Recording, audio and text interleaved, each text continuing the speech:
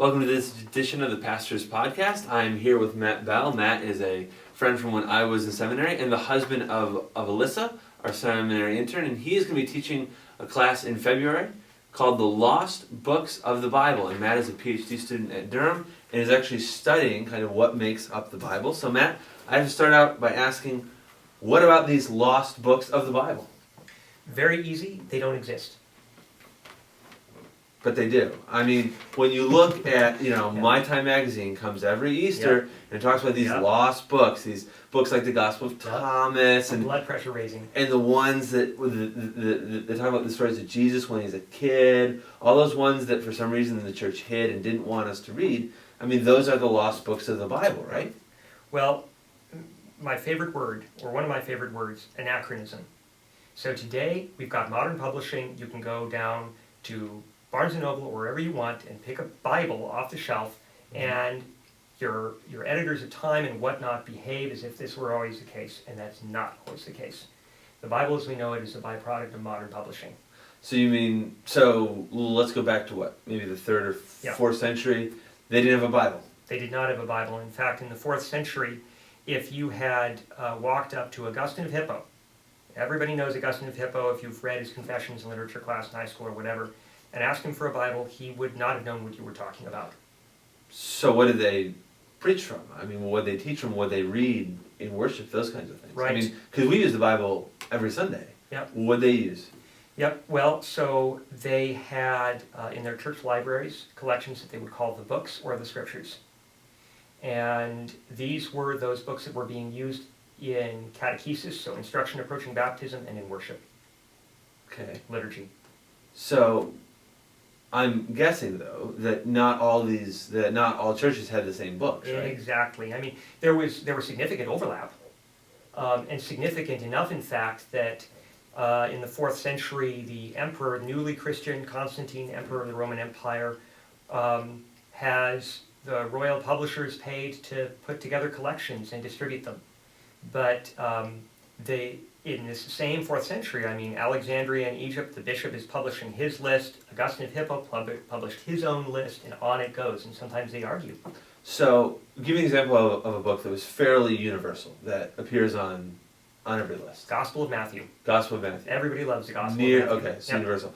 So, were there books then that we use that weren't on some of those lists? Yeah, like the book of Revelation, or the book of 2 Peter, 1st, 2nd, 3rd John, these sorts of things tend to be on the margins. So, when we talk about lost books, though, we don't typically talk about those. We typically talk about, like the Gospel of Thomas, or quirky books. Yeah, books that make us feel fuzzy. Right. So why were those left out? I mean, at some point, a decision had to be made, and those books were said these are not going to be part of these lists that eventually became the Bible. Why? Well, was it a conspiracy? Was it trying to cover up, trying to change? No, I mean, the early Christians weren't in a position to engage in that kind of conspiracy. So they were a politically marginal group until the 4th century, and after that point, they were in the business of, by that point, Christianity was public enough, you couldn't hide anything. Mm-hmm. So what they would do, you can empathize with them as a pastor in his congregation. If somebody comes up to you and asks for books that will provide spiritual guidance, and it comes to a question between C.S. Lewis and Joel Osteen, you're going to suggest very strongly C.S. Lewis over Joel Osteen. Right. And it's the same kind of deal here. You've got communities of people in the churches, internal to the life of the churches, sometimes external, but frequently internal, who are really going gaga over esoteric traditions. And the pastors... So weird stuff. Yeah, weird stuff. Okay. And the pastors look at that and go, this is not spiritually helpful. So it's like if somebody came in with a Ouija board and wanted to use it in worship. Yeah, exactly. Okay. And in some cases creepier than that. One of the fellows, Irenaeus of Lyon, tells us that some of these people were womanizers and they were preying on certain people in their congregations. Okay. And so they discouraged folks from associating with those people or with their writings. But there was no pogrom, no conspiracy, no book burnings, nothing like this. It was just executing the same sorts of things that any responsible pastor would do. And you multiply those decisions over the course of a few centuries, and You know, there are some things that are going to be accumulated as useful and other things that are going to be discarded, and a whole bunch of things in between. So tell us now then a little about the class, because we're going to focus on some of those things that got tossed out and discarded. Yeah. Kind of what's the flow? What are people going to be exposed to? We're going to actually, we've got 4 weeks. First week, I'm going to give some overview material, including what a book was in the ancient world, because books in the ancient world are considerably different from books after modern publishing. Then we're going to use the next 3 weeks to take people through 3 classes of books. We're going to introduce people to books that were just rejected. I mean, the outcome of these organic decisions made over centuries were, this is crap. And they were discarded. Again, not burned, interestingly enough, but discarded. Things like the Gospel of Thomas or the Treatise of the Great Set. If I feel especially cranky, I'll have people read this Treatise of the Great Set because it's word salad. But then books that were considered useful, but not by anyone enough to make the cut. One is called The Shepherd of Hermas, and I'll give people excerpts from that to read.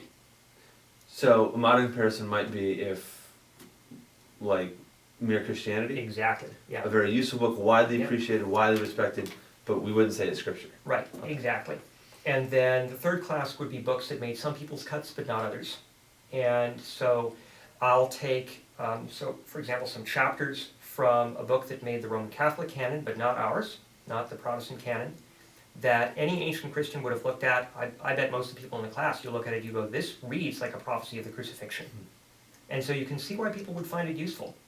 I could imagine using it today in worship. We'll look at that, and we'll look at an early martyr account from the book of 2nd Maccabees that, again, inspired a lot of early Christians. Made some people's cuts, not others.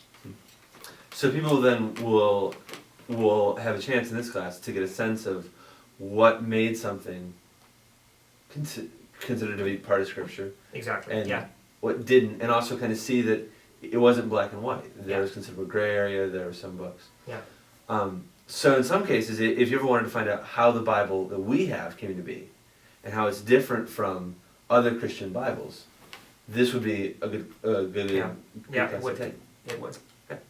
Well, I am looking forward to it. I will try and be there when I can. It starts on February 6th. It's in room 202, and it will be available online in case you have to miss 1 or 2 weeks. Hope to see you there.